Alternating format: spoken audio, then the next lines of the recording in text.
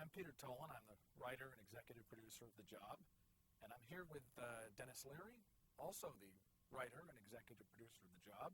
That's right. And we're here to talk about a show we did several years ago for a now defunct network called ABC. No, they're not defunct. Oh, really? They're still on the air.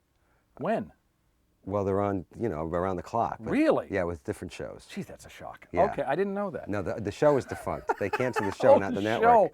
Well, I Yeah. haven't seen much of the network lately, Yeah. so it's hard to tell. Yeah. Let's talk about the show. And a bit of cross-promotion, by the way. Yes. We might want to mention that when this very funny show was canceled by ABC, Yes. what we thought was a good example of their stupidity at ABC actually was a great sign of their visionary abilities, because it allowed us to go on and do a show called Rescue Me, which is also available on DVD and is also still running on the FX network. So Yeah. we forgive ABC. In a way, not completely. Yeah. Let's go back, though, to happier times and talk about the... Were they talk happier about- times? I hope so. Wow. Well, it was a half hour. It's easier to produce. Oh. The Job was your idea, and where'd that come from? Was it my idea? Who did you steal it from, I think is what I meant to say. From. I'll tell you exactly where the idea came from. I was doing a movie called The Thomas Crown Affair, which was a remake of the old Steve McQueen, Faye Dunaway movie. And I was a huge Steve McQueen fan and very much against remaking that movie, except I thought the script was good. And that McQueen was always miscast in that one particular role because he was playing an upper crust guy, which he was not his forte. So while making the movie, the director, John McTiernan, forced me, I had my own research cop, a guy that I had met through somebody else, a detective here in New York that I was going to use, and he said, no, I want you to use my brother-in-law, blah, blah, blah. His wife's cousin, in fact, is what it was, and this guy named Mike Charles. And I was working with him about 7 or 8 months worth of filming on Thomas Crown Affair.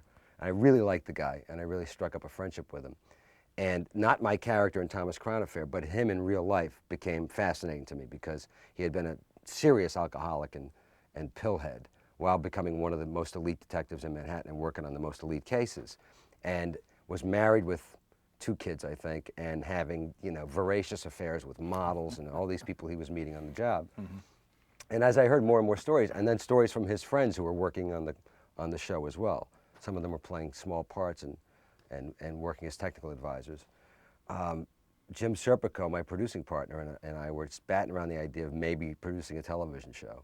And one day Jimmy in the office said to me, you know what, why don't you play a cop? And I said, what cop? I don't want to be in a cop show. And he said, no, a half-hour sitcom about Mike Charles. Why don't you play him? And that's where the first seed of the idea came from. Right.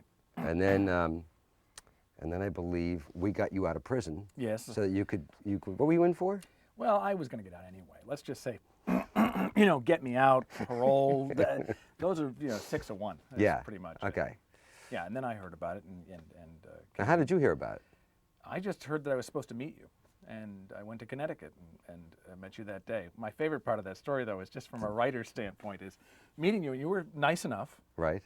but Nice enough. nice enough. But I think when you go as a writer into a situation, people look at you like, okay, we think you're good, but are you going to be good for me? Right. Are you going to? How good are you? Yeah. And there was some of that, and so once I actually turned in a script to you, you went, hey, buddy. Yeah. It was like a night and day. But suddenly I was okay. Well, my dogs liked you. That's And always they a good were sign. on me immediately. They as I were, remember. right. So That was something else. I call those my creativity dogs.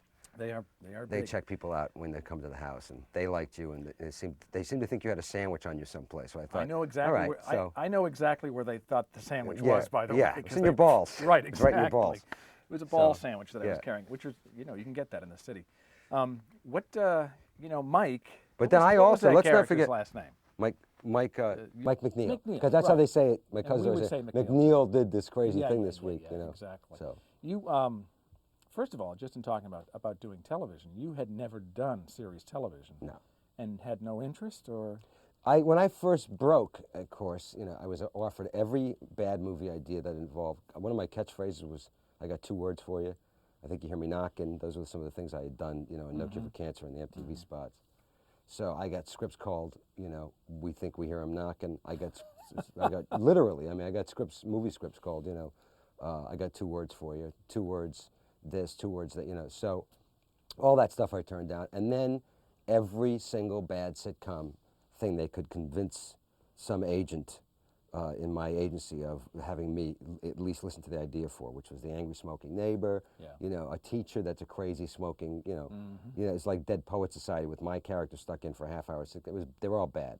They always managed to find somebody with a distinct voice and then just suck the Right, life out of them. and that's not where I wanted to go, because I knew I started out as an actor and then I became a comedian to get stage time and to make some cabbage. So you must have resisted that for a long time, though. Totally. Yeah.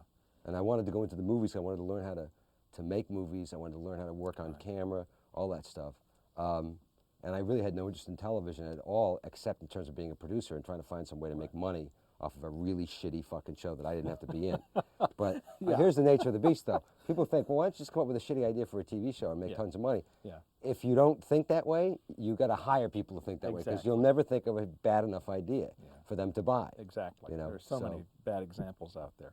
And even when before I came to you, when I had said to people, I'm thinking about doing television, I want to go out and meet a few producers, you know, and writers, blah, blah, blah. I mean, you know, I'll never forget, you know, a big, notable production company with several big hits under their belts. When I went in to meet with them, they said, we're going to lock this door until you agree to, you know, do a 3-camera sitcom playing a dad. I'm like, that's never going to happen, you know? Yeah.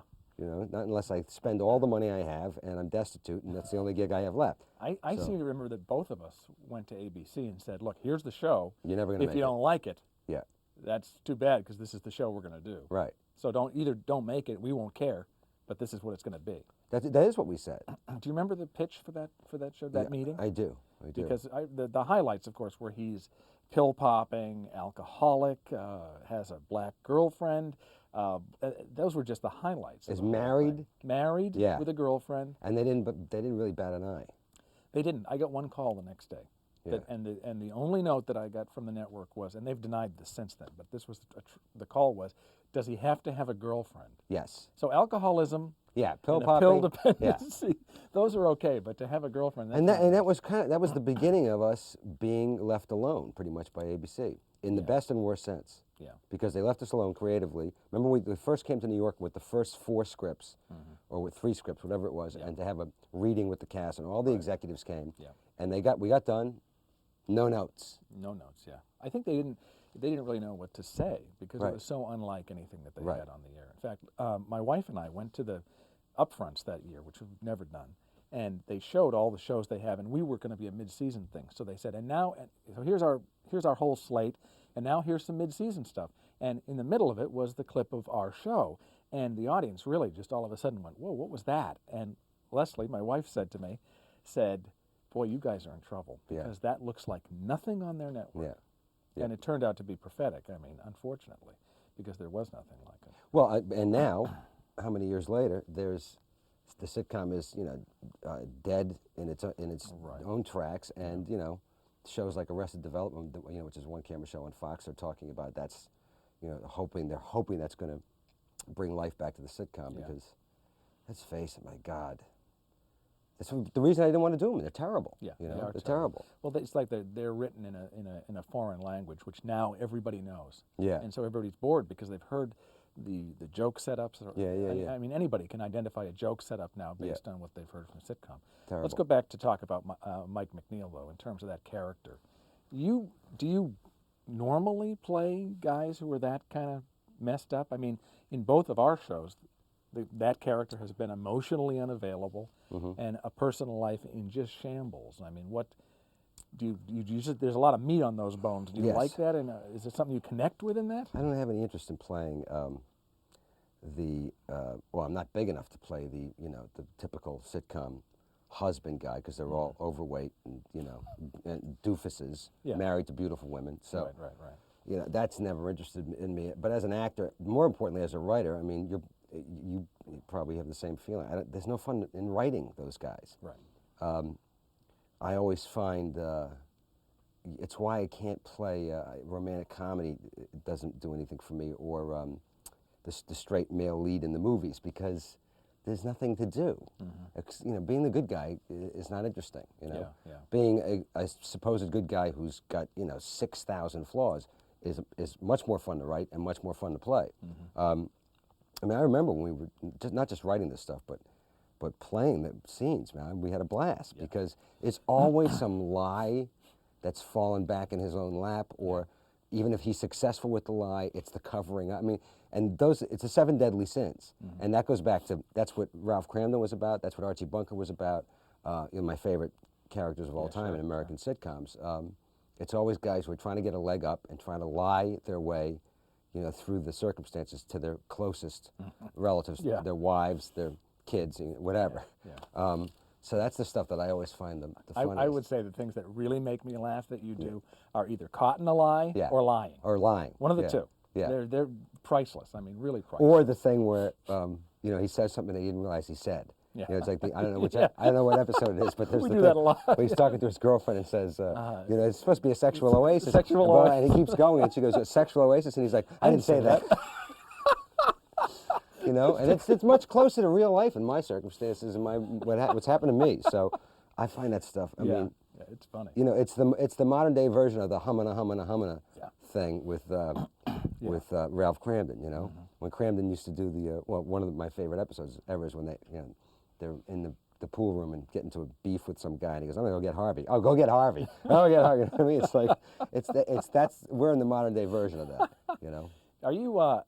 I've worked with a lot of people who are known primarily as performers, but who are also writers. I work with Shandling and with John Cleese.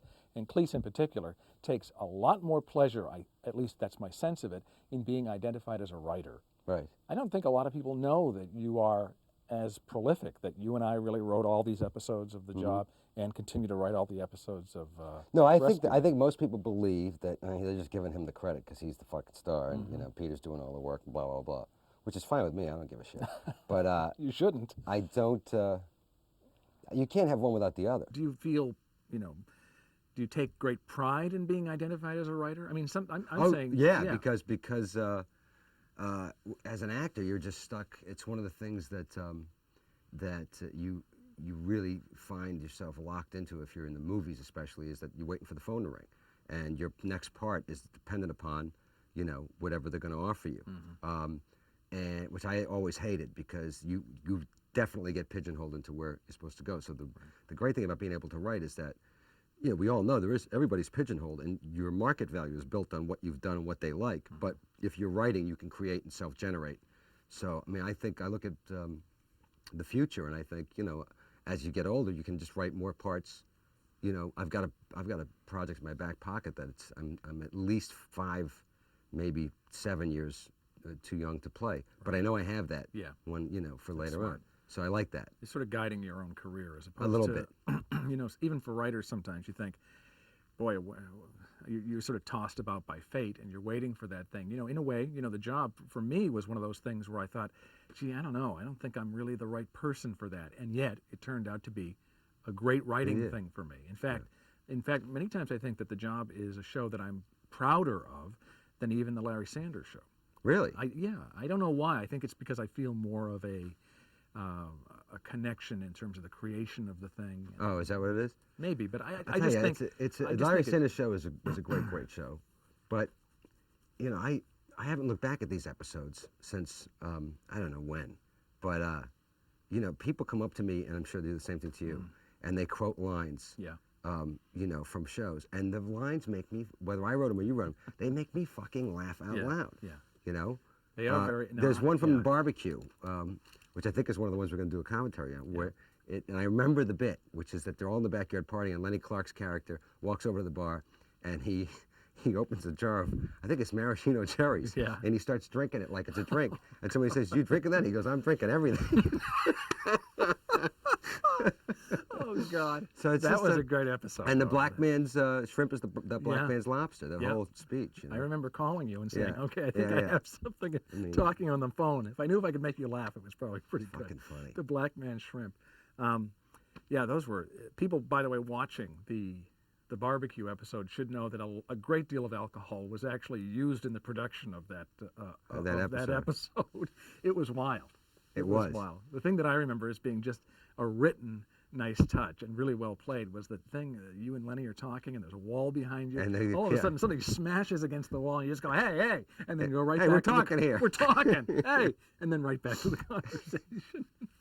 You're saying that the show. network wasn't really on us, and most of our problems were, some of them had to do with, obviously scheduling was a big problem. They just couldn't find a match for us. Well, and also we were in that circumstance where they were constantly changing over their executives, and we were stuck with one executive who didn't believe in the show and one who did. And I just never forget being in England because the show was debuting in Europe, and the reviews had come out, just over the top rave reviews.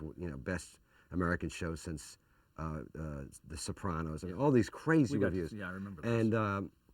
And meanwhile, I had to have a conference call with the executives at ABC to try to convince them to keep the show on the air. And that kind of stupidity, as opposed to where we find ourselves with our other show, which is with total network support. Yeah, completely. But that's the problem with network TV, is that they want to convince themselves to do something different, but they have no idea how to do it. Yeah. And they've got 40 new shows, and I remember mostly the standards and practices was the big thing. I don't know if you remember this, but the woman, I forget her name, who was the Olivia something maybe? Yeah. Who was the head, who became the new head of standards. One of the first things she got was our pilot. And she called me up and she said, well, I watched your show. And I said, well, and she said, I was horrified. So I was like, wow, horrified. She said, then I watched it as a viewer and I thought it was brilliant. Right. But as a standards person, it's a complete nightmare. And it proceeded to be a nightmare for me. I mean, every week was the same thing. Yeah, that's right. We had all kinds of problems. Memos on language. The one that I remember famously is from the gay episode. The line about Frank's a glutton and now the world is just a great big man-meat buffet. That's right. Man-meat buffet. Right. They weren't going to let us say that. I said, no way, we're going to say that. And we ended up saying it, right? Oh, yeah. Yeah. And it really upset the world. Yeah, the world stopped spinning. That was our argument to the censors, by the way. Nobody's watching the show because ABC's not marketing it, so don't worry about it. You found that cops pretty much in New York love the show pretty. Yeah, I mean, it's pretty much the same reaction as we have to the Firefighter show. Yeah. I would be, there's so many stories, but one night I came out of a steakhouse, standing on the corner trying to get a cab, and I see a guy approaching me. He looks just like a cop, a detective. His ties askew, looks like he's been out, drinking already. And he's walking towards me. He pulls out his badge and his wallet, shows me the badge. Never stopped walking, just kind of showed it to me. And I go, how you doing? He goes, good, man. Just left my wife on my way to my girlfriend's. So it was like, and then every once in a while I'd get a guy. I was at a restaurant, outdoor restaurant, while we were still shooting, cafe in summertime. And a beat cop was just walking past, and he caught my eye. He just kind of noticed me. And without stopping, he went, thanks, Dennis, thanks a lot. like I was ruining his life, you know what I mean? So the truth can hurt, but the truth is what's funny. That's right, yeah. You know? Let's talk about the cast, and if you remember where some of these, I know now you've known Lenny forever. Yes. So that was an easy one, I think. Lenny was in my head. Yeah. Let me think now. Lenny was in my head. Did you know Bill Nunn before this? Or? Bill Nunn, if you remember, we had tapes and tapes and tapes and tapes and tapes of actors auditioning for that part. Right. Black actors, and it just wasn't the right combination. The guy would be great for the dramatic stuff, but not that good for the funny stuff, and we just needed the right look. Yeah. And it was one of those things. He was the last guy in like the third tape I got of 60 guys. So I remember, didn't he make his own tape? He made his own tape at his house in Atlanta. And I saw his name and I said, all these guys were just not doing it. I got to the end of the tape and I saw Bill in a pickup truck having that conversation with me about his ass. Yeah, right. About doing his the wife. scene by himself. Right. Yeah. And I thought, I knew Bill Nunn's work, and I thought, Bill Nunn. And then I saw him and I went, that's Pip. I mean, that's him. He really gave us a lot in terms of who he was. Yeah, he was great. Remember, Bill turned out to be actually, I think, cheap. Which I think we had said about Pip. Which he had said so about it was one Pip. of those things that crossed over. Yeah, it's great. I'm sure Bill will appreciate me saying that he's cheap. Cheap within reason, you know what I mean? And we almost actually, he doesn't spend stupid money as compared to guys like us. Yeah, we're idiots, so that's entirely different, and I'm the lost leader. I think too. I think we almost scuttled Bill right off the bat. I don't know if you remember that, because once we get the tapes for the actors, of course, we then have to put them on tape with you. Yes, that's right. And we put Denis and Bill together, and they sat, and we put Bill in a lower seat for some reason. Right. And it looked like outtakes from Song of the South. Right, exactly. I mean, he looked just like the oldest black man in the world, and the network's like, well, he's too old. And we had to go back and reshoot. Had to go back. We back and reshot it, and then they went, oh, okay, all right, we got it. So that was close. That's right. That was a close one. Right. And I think Bill has gray hair naturally, and I think he had to. We dyed his hair. Dye his hair. Yeah, that's right. So, but he was great in that role. Yeah. It's a classic thing. You can't imagine somebody else playing the role. Diane Farr. That was sort of late. Right, because somebody had said to us, you got to look at this sexpert from this Loveline show on MTV. And me, being the asshole that I am, who came from MTV, that's where my first break came, said, we're not taking any sexperts from MTV. We're looking for actresses. No, she can act. Yeah, some sexpert. Yeah. And then sure enough, we get a tape, and we go, wow, this girl is fantastic. Who's this? That's the sexpert from like weeks later. Like, oh, right, great. So that was stupid on my part. I do remember her coming in the second time and thinking, thank God, because that was a tough part. Yeah. Because we were doing what we felt was a realistic show, and you wanted to put a good-looking woman in there, and yet to play a cop. She had to be a cop. Yeah. So you had to buy both things equally, and I think she really pulled it off. She did. Quite well. That's really wonderful. Sorry that we only did 19 episodes, because that's a relationship that I really wanted to write through. Who, me and her? You and her. Yeah. We talked about it. We got to the point where he was thinking he was going to try to hit on her. And, yeah. But I thought that could have gone on for 5 years easily and be really kind of rich. How about, I don't remember where John came from, who plays Ruben, John Ortiz. John Ortiz came from tape, from somebody in casting saying, because the casting director I'd worked with on a couple of movies I produced and stuff, and she said, I'm bringing this kid from, can't remember the name of his theater company now, but he ran this new theater company downtown, and said, you got to see him.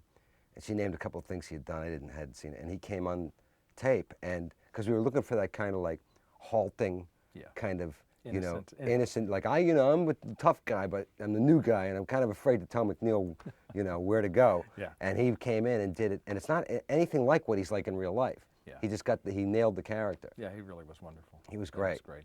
And Adam came from, Adam Ferrara came from, I had no idea who he was. I didn't even know he was a stand-up comedian. Mike Clark knew him, Lenny Clark's brother, because he books clubs and had seen Adam before, and Lenny knew him. And I had no idea about the stand-up comedy thing. Somebody just mentioned his name, and he came in on tape, and I thought he was terrific. Yeah. And funny. And then after we said yes to him is when I found out that he was like this big up-and-coming stand-up comedian. Yeah.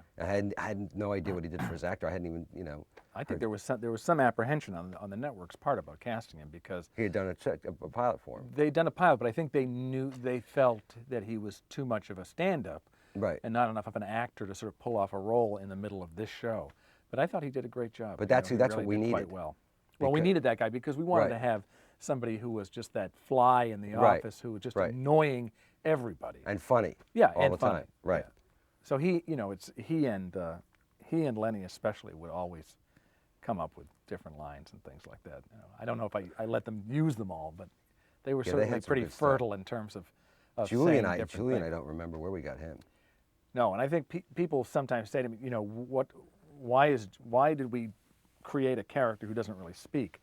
And the idea was initially is that I felt that the room looked barren. I thought if we were going to do a show about a precinct, that there should be at least X number of detectives there. 6. We couldn't afford it though. Right. That was the issue. We ultimately couldn't afford all those people.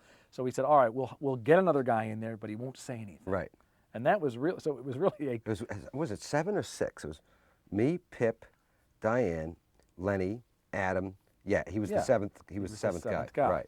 And it became a great gag. Great gag in terms of how would he not speak. Right. And one time I remember I told him, because he would ask me now and then, am I ever going to speak? And I said, boy, I think I've got the perfect thing. Next season you get shot, you say ouch, and you die. And I was, of course, kidding, but he really got worried for a second there. He thought I was really going to go. Well, he did actually break his jaw towards the end of the second season, and he was talking, but nobody could understand what he was saying except for Ortiz. That was and funny. They were questioning, wasn't it Eli Wallach? Yeah. Yeah. Yeah. Jesus. Yeah, very funny. Yeah. At one time, I don't know if you remember, one time you were almost considering that show to be an hour. Yeah, but you know what? And people have always said, like, if that show was an hour, it'd still be on there. And if that thing, and it's, you know what? Yeah. But that's what you think because you liked it so much because it was so funny. But if it was an hour, you would have felt like, oh, I can't laugh for this long. It was the perfect length. Always leave them wanting more when it comes to comedy. I was, I was really heartbroken when that show got canceled. Yeah. I mean, I was prepared for it to happen because the writing was sort of on the wall, like from the very beginning. Yeah. It just became clear we were not going to last. But really, really heartbroken, and never watched them again until about 4 months ago or 3 months ago. So I waited about 2 years, and I watched them again, and I'm amazed. First of all, how funny they are. They Right. are funny shows. They move like Fast. they're fast. Yeah. They're incredibly fast, and they're dense. Yeah. There's so much in each episode. I'm amazed at. I don't know how we pulled it off. They're That's really what people good. say. People say all the time here and overseas when they talk to, because I haven't seen them. They talk about episodes and they name stuff and they go, oh my God, I forgot that. I forgot about that. You know, they'll name an episode and you go like, oh yeah, I was in Ireland and somebody said, oh, McNeil in the bathroom last night. You know, it always surprises me. I'm like, what? What are you talking? And they, oh, a bathroom episode, right, with the guy with the gun. He's like, yeah, and they, like I have totally forgot the other plot lines that are going on, you know, through the course of the thing. So, which is a good thing because when I finally do watch them, you know, hopefully I'll be laughing my ass off. We were producing the job on 9/11 actually. Yep. And even before that, though, you had the Firefighters Foundation before then, right? Yeah. I started in January 2000. My cousin, who was a firefighter, died in the line of duty December 3rd of 1999 with 5 other guys up in my hometown, which at that point was the biggest fire tragedy in a quarter century. And in response to it, to help the families up there, we started the foundation. And then because I had so many friends here in New York who were firemen, we kind of folded into 9/11 to help the guys in New York, along with the help of Terry Quinn, who's not only the technical advisor on Rescue Me now, but at that time played my cousin, the firefighter, on The Job. Remember that episode? That's right. Where he comes in and beats the crap out of me. Yeah. So, you know, so it's just taken off from there. I mean, unfortunately, because these guys need help from every angle financially, it's still going strong, which is good. Well, thank you, Dennis.